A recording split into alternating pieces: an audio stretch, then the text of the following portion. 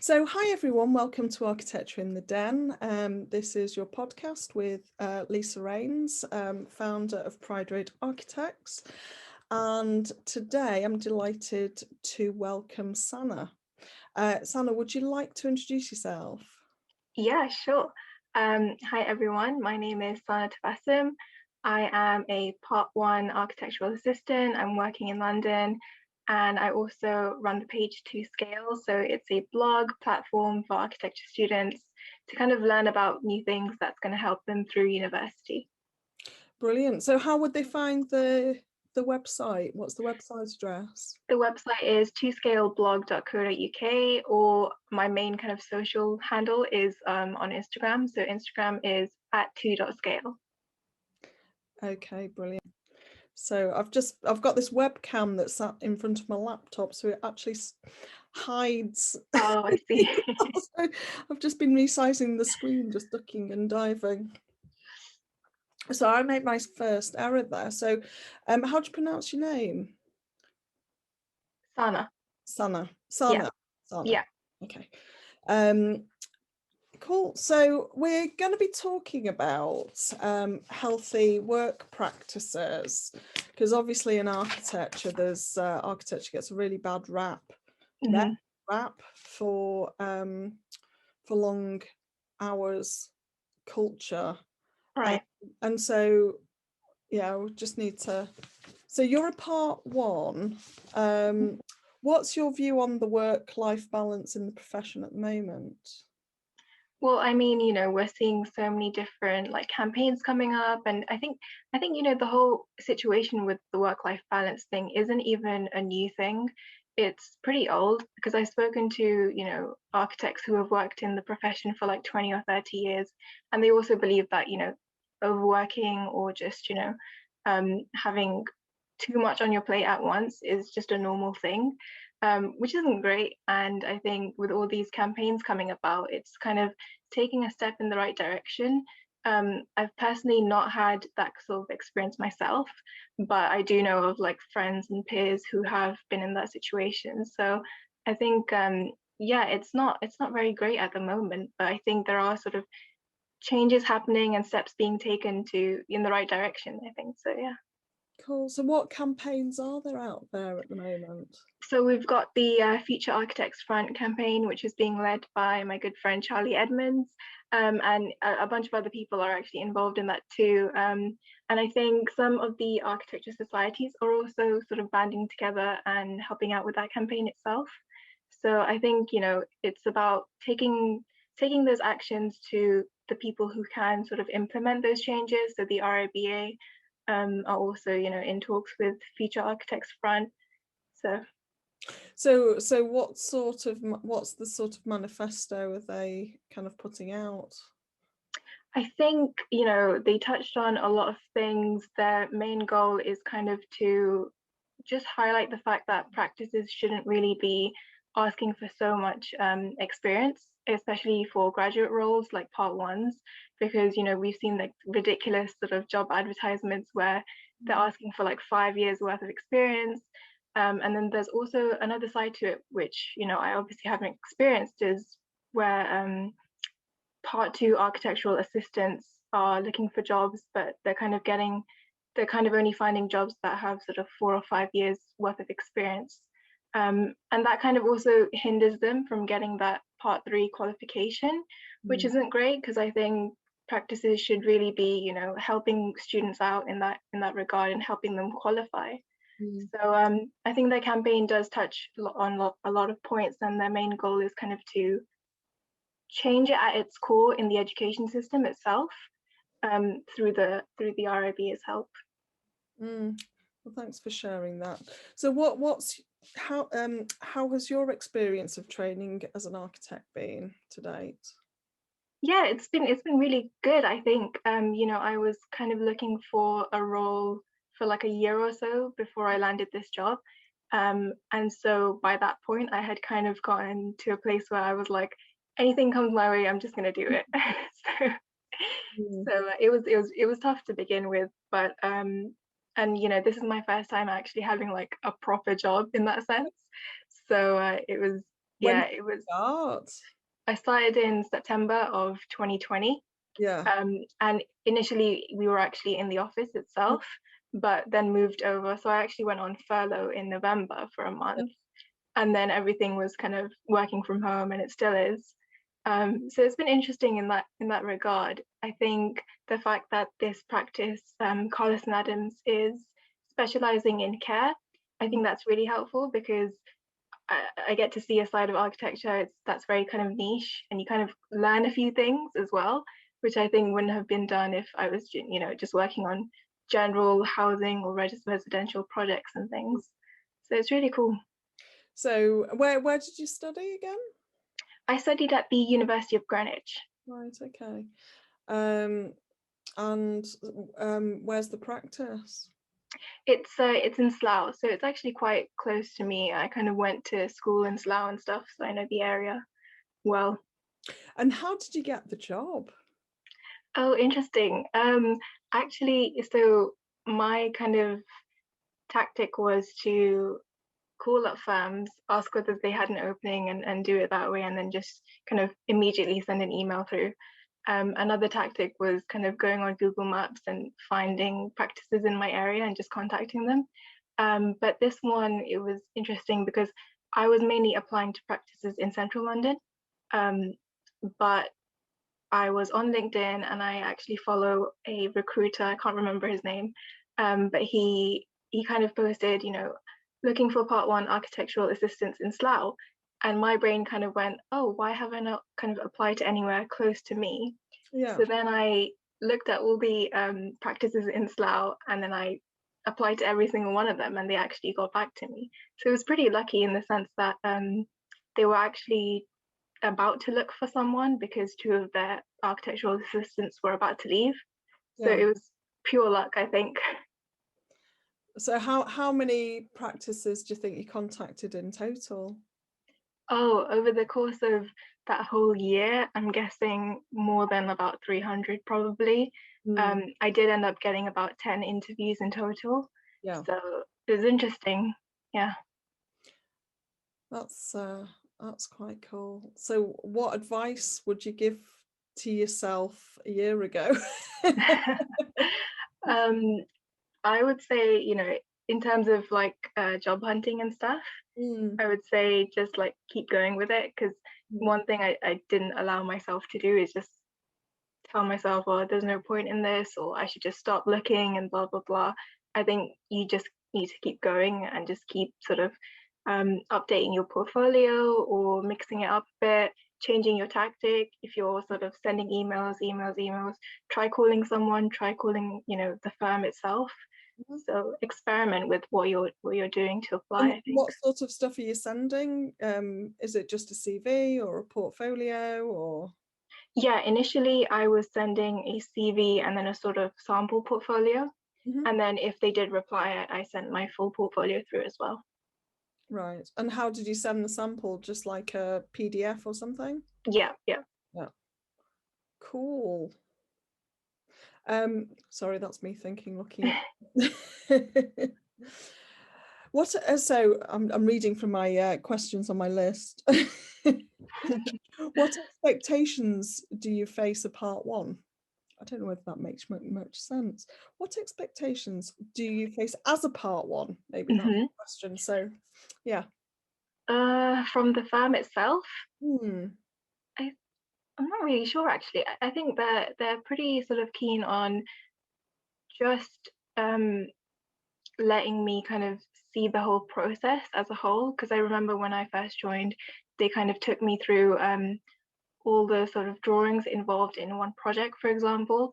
And it was kind of the first time that I saw that, oh, it's not just the architect's plans, drawings, and sections and whatnot. It's actually you have to talk to consultants and things like that and interior designers.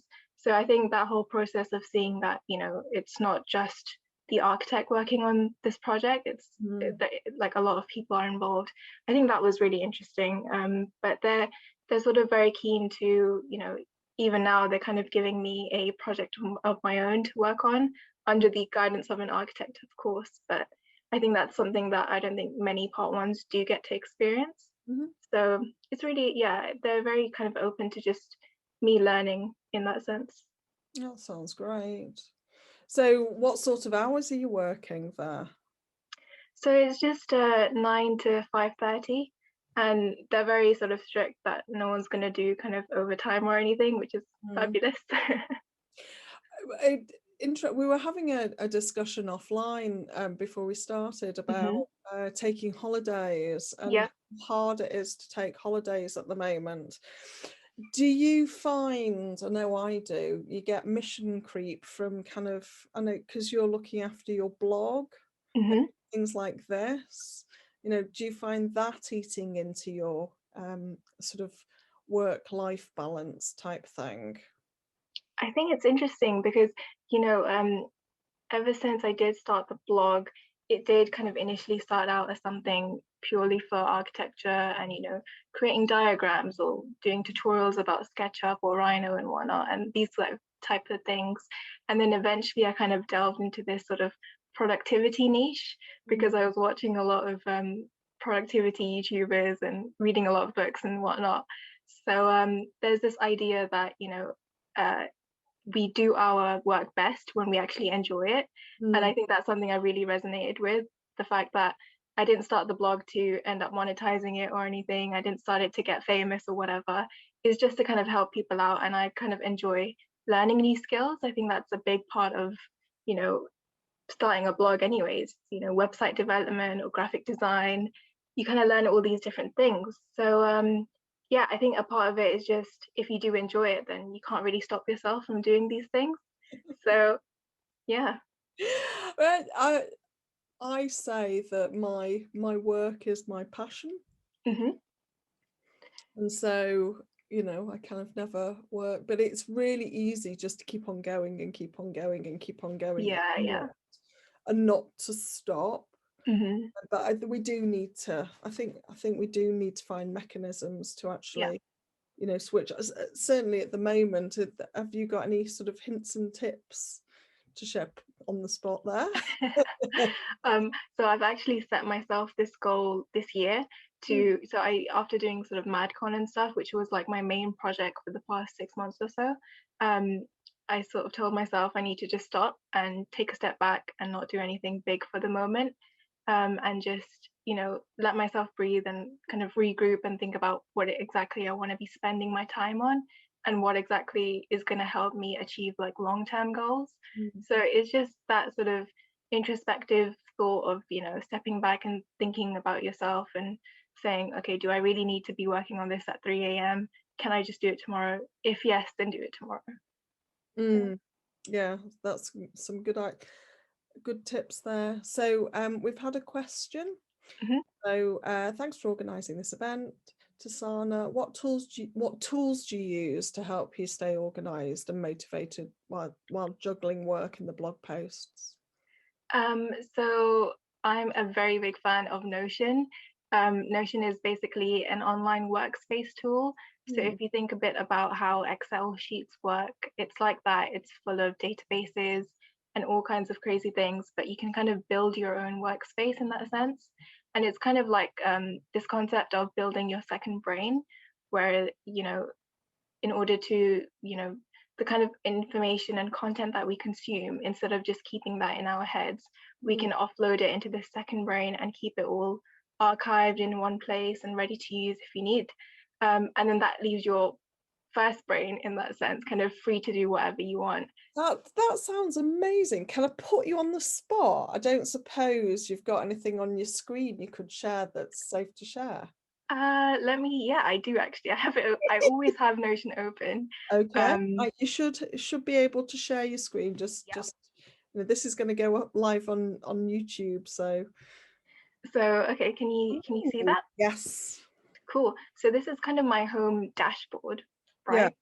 And inside this dashboard, I've got a couple of different pages. So yeah, for example, I've got a bookshelf yeah, where I've added a couple of books that I want to be reading at the moment. yeah. Um, and then I have got my social media content plan, my blog posts content calendar.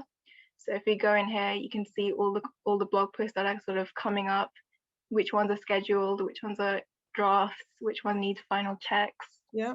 Um, Do they link to live documents? yes.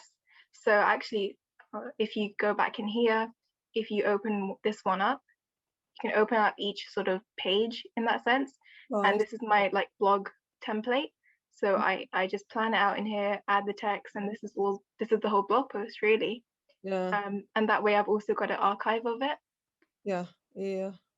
And then these are my steps for kind of going through, what I need to do after I've written the blog post. So adding images and links and so on and so forth. Mm. So this is kind of where the whole kind of to scale masterminding happens in that sense. Ooh. Um, and yeah, these are kind of like the projects I'm working on, and the focus of the week is something that I'm doing recently on my Instagram stories, because sometimes I find that my thoughts are kind of all over the place and I actually don't end up saying what I want to say clearly.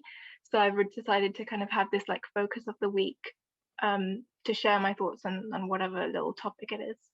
Mm. That's, But yeah, Notion is fantastic. I definitely recommend it to was anyone. it free? Yes, yeah, Who? it's free. There's no limits or whatever. If you do like want to share it with teams, you can do so as well. I think there's a limit of 5 people you can share your workspace with, Right. and they have like a team plan and so on and everything. But this works like, I mean, these are sort of only about like 10 or so pages, Mm. but I've got hundreds of pages like stored in each one, in each Yeah. section really. Yeah. So I suppose it's kind of like navigating through a deep website, Hmm. a Yeah, private definitely. Yeah. website. So for those who are listening to this on podcast, you can also find us on YouTube. So do have a look back through, because that's pretty impressive. I mean, at Pride Road, we've got a CRM system Hmm. to manage clients' Yeah, details, and we've built it so it's kind of almost as intuitive as that.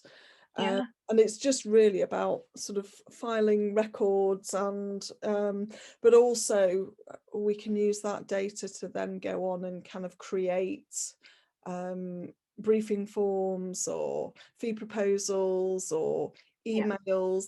We've got loads of standard email templates. It's all about that systemization and organization. Definitely. Organizing it just saves so much time in the future, and you're kind of planning ahead for your future self, and that just makes a huge impact for sure. Have you always been organized? Yeah, I think I have definitely. Even in like school, I would just be planning. Like, I was mentioning this the other day that even in school during like half terms and whatnot, I was just planning what I'd be doing in that half term, Yeah. even if it was just relaxing and doing something fun. Yeah. But yeah, I've always been into planning for sure. So are there any questions that you'd like to ask of me about the franchise at all? Yeah, sure. So I'm interested in learning about, so the people that come to you to franchise, Mhm. obviously apart from maybe, if they're struggling with work-life balance, what other things are they mostly struggling with that they want to end up franchising? So I get a lot of people coming up and say they don't know how to find clients. Okay. So we provide that. I get a lot of people saying they don't know where to start when it comes to doing a fee proposal, Mm-hmm. how to value your time. So we've got systems for that. Right.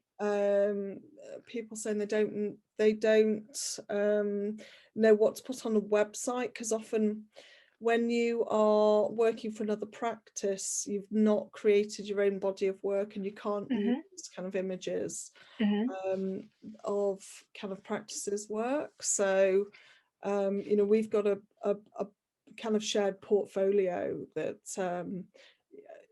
if you join the franchise, you can share. Oh, right. Um, yeah, so it takes the pain away from setting up a practice. Yeah.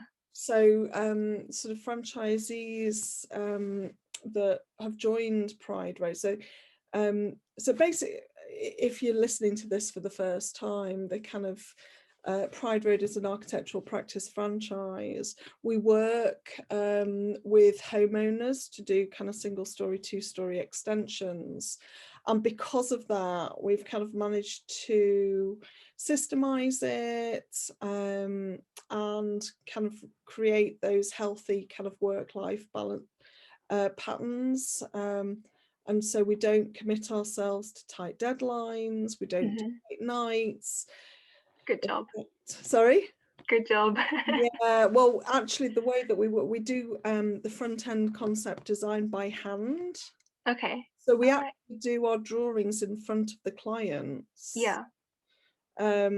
So kind of, you know, our time is kind of allocated. You do a concept design workshop and it's done and dusted, it's gone. Oh, I see. Okay. So we're not actually doing drawings kind of Yeah. until, you know, 10 o'clock at night. I'm on podcasts instead.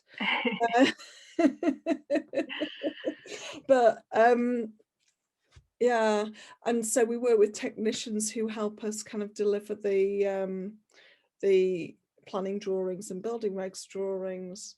So you know, it just packages everything up really nicely to get out, you know, and it's just really supportive business model. Mainly, you know, kind of like we come together as a community and we can kind of collaborate. Right. You know, we meet on a regular basis, you know, virtually or in real life. And so you've kind of always got that support. So even though you're kind of running your own business, you're in that, you know, kind of pride. Oh, pride of lions. Oh, there you go. So I'm just pointing up to my logo in the corner just in case we're on a podcast. Anyway, sorry, I did say I'd keep it brief and come back to you. So apologies for rambling a little bit. So sort of more questions of you, and just putting a call out to listeners. If you have got any questions of Sana or me, just pop it in the chat. We will be wrapping up at past. So kind of time for your last question. So Sana, what do future architects need to know about navigating their careers in a healthy way? Okay, well, I think it really honestly just starts in university because, you know, no one's really there to kind of teach us how to actually work better or work in a healthy way. You know, everyone's saying, oh, prepare for your next crit, prepare your design portfolio, apply for jobs, and all this is kind of thrown at us. But I think it's really important that we as individuals also kind of realize that we need to work smartly and just kind of prepare ahead and be a bit more organized, and you know, it's the little things that kind of build up over time in order to actually give you a great work-life balance in that sense. So then by the time you do get into sort of professional practice, you're not kind of you're not kind of scared or unsure about what to do and how to go about doing things because you already have these habits and systems in place. So like an example of that would be, you know, if I'm every day I'm kind of looking at my to-do list and planning 3 or 4 things, and that's it, no more than 3 or 4. So stuff like that kind of builds over time. So then actually, even if I'm not at work or even if I'm not kind of at home or anything, I'm actually thinking about, okay, what's on my to-do list? What could I be doing easily in that sense? And it's kind of, you know, optimizing your time wherever you can in that sense. Not just not to say that you have to kind of be productive all the time or anything, but it's also just about being a bit smart with things. Yeah, I actually have a to-do list. Hold on, if you can see that. Yeah. And I split my to-do list into 3 columns. So my last column is kind of like client stuff. Okay. So it's stuff that I kind of need to do on a day-to-day basis. Yeah. Just bear with me one moment. Someone wants to come into the room, just a little bit late. I'm going to let them in. And I've not paused the recording. That's okay. So we're just talking about to-do lists. if we're coming to the end of the chat, so if you've got any questions, pop them in the chat function. So yeah, so this is my to-do list. So in here, this is a list of client projects, things I need to do around kind of jobs, you know, whether it's sending drawings or commenting on something or chasing a planning application. Right. Then this one is kind of like about running the franchise. So, you know, it's things that, or kind of slightly longer term stuff like getting signboards from the RIBA. Nice. So you know you need to do it. Yeah. You just need to just take a little bit of time out to do it. Still not done it. Sort out podcast dates. Yep, need to do that still. And then, you know, sort of just a bit more organisy work. Yeah. And then on that final list is like big stuff. Okay. Like sorting out passports. I see. Cool. Medical stuff. Yeah. Like organise a new newsletter template. Right, right. Big things, but the big things you need to kind of chip away at that little bits at a time. But it's good to have that sort of in your sights anyway, so that you know it's there, you know, you need to do it. So I think that's good too. So there's like different scales of things on your to-do list, because you'll always kind of face the kind of urgent, oh, this needs to be done now. So I kind of like start thinking like just that little bit further ahead, what needs to be done next week. Okay. So if you've got something next week, but actually you need, you know, have a quick look at it, you need to organize a book for next week, and then you can do that work. Yeah. So have a quick look at it, go and get the book. So you've got that book ready, and then you can, you know, when the time's right, you can approach it. Yeah. But if you've not actually thought, right, I'm going to need that book for next week, then things just fall by the wayside. So we are coming to the end. I'm just going to throw in a quick question. Where do you see yourself in 5 years' time?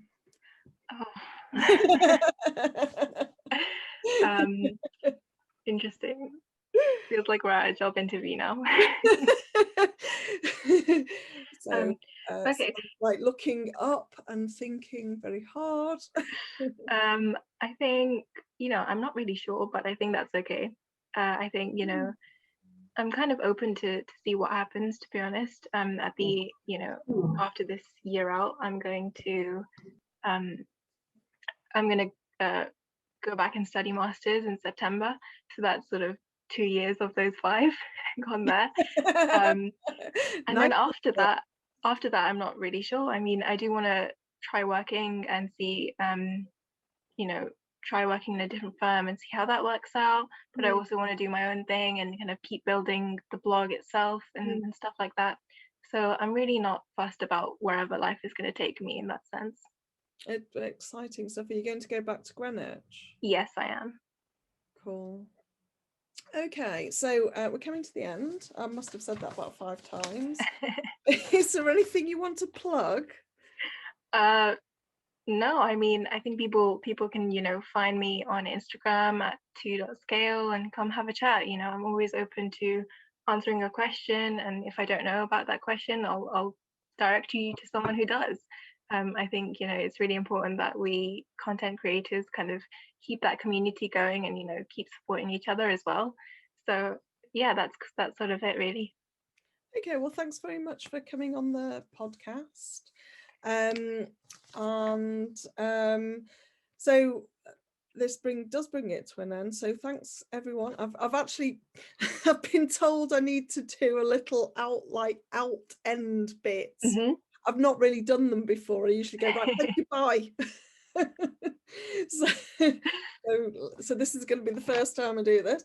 Thanks for listening to Architecture in the Den. If you enjoyed this podcast, please like it, comment and subscribe. And if you really like it, you can even share it. Please do contact me if you would like to be a podcast guest. You can message me on Twitter, Facebook, Instagram, LinkedIn. as my name, at Lisa Raynes, Raynes, or through our website, www.prideroadfranchise.co.uk. Okay, thanks for Fantastic. listening, everybody, and see you next time. See you. Bye.